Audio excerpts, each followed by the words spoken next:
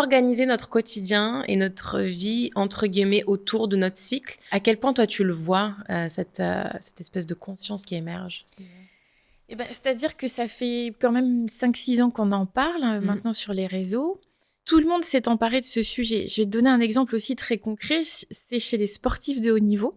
Il faut savoir aujourd'hui, alors il y a l'équipe de foot de, alors je sais plus quelle ville, donc je vais pas la citer, mais en tout cas il y a une équipe de foot française féminine dont l'entraîneur tient compte des cycles des joueuses pour planifier les entraînements. Pourquoi? Parce qu'il y a aussi une période du cycle où on va être beaucoup plus hyperlaxe au niveau des muscles et des ligaments, pardon, et donc avec un risque de blessure qui est augmenté. Donc du coup, aujourd'hui, ça s'est immiscé, je pense, dans tous les pans de la société et encore une fois jusqu'au sport de haut niveau.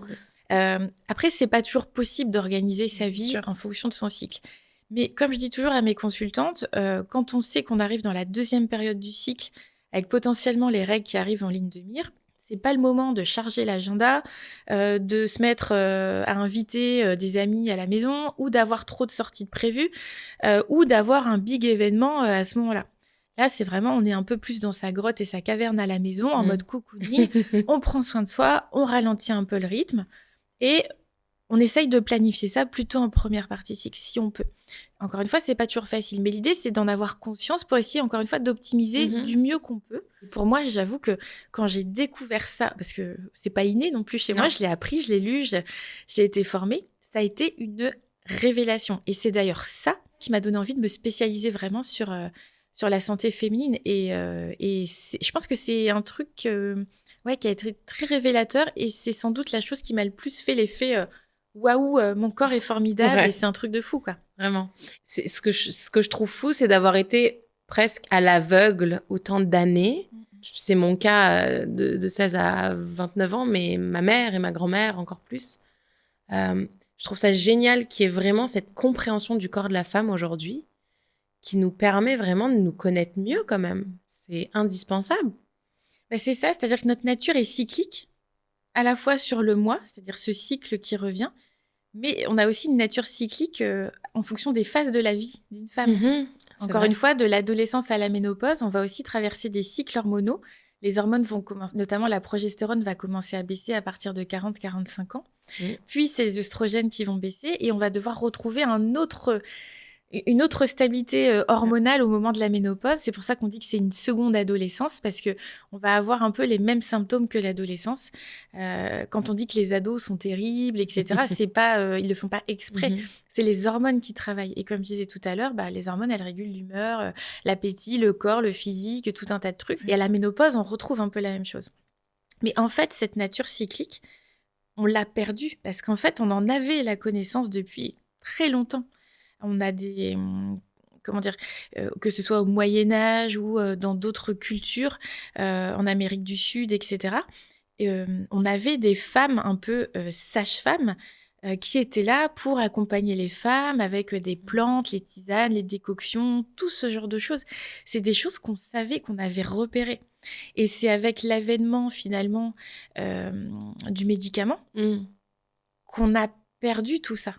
Et que cette médecine féminine qui était pratiquée principalement par des femmes a été mise aux mains des hommes, les savants, médecins. Ça aussi, la santé de la gynécologie, l'historique de la gynécologie de la femme, c'est vraiment un truc passionnant à étudier.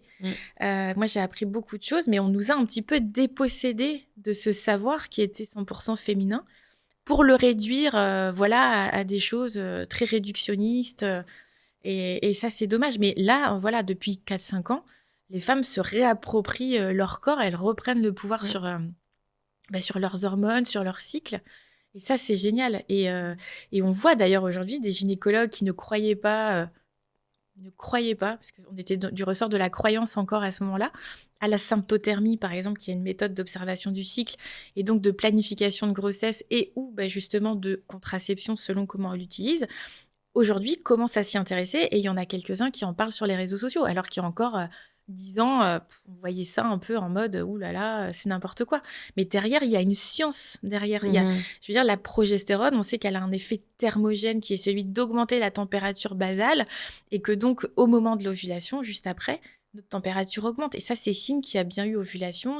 Et du coup, on peut en définir des plages, entre guillemets, in ou out, selon si on cherche à concevoir ou au contraire à des visées contraceptives. Et quand c'est bien utilisé, en plus de l'observation de la glaire cervicale, parce que là aussi, on a cru pendant longtemps que c'était des pertes blanches qui ne servaient à rien. Et non, mesdames, la glaire cervicale, c'est un mucus fertile qui montre que déjà vous êtes en bonne santé, qui montre que vous êtes fertile. On a la position du col aussi qui s'aligne. Enfin, c'est assez dingue quand on regarde tout ce qui se passe. Et donc, les femmes sont en train de se réapproprier tout ça et c'est super. Et c'est vraiment super, ouais. Merci à vous pour votre écoute. Et si le podcast vous a plu, n'hésitez pas à vous abonner, à liker cet épisode et surtout à nous suivre sur tous les réseaux sociaux sous le nom de Bien-être Simple. On donne encore plus de conseils bien-être là-bas. Je vous dis à bientôt pour transformer votre vie, un épisode à la fois.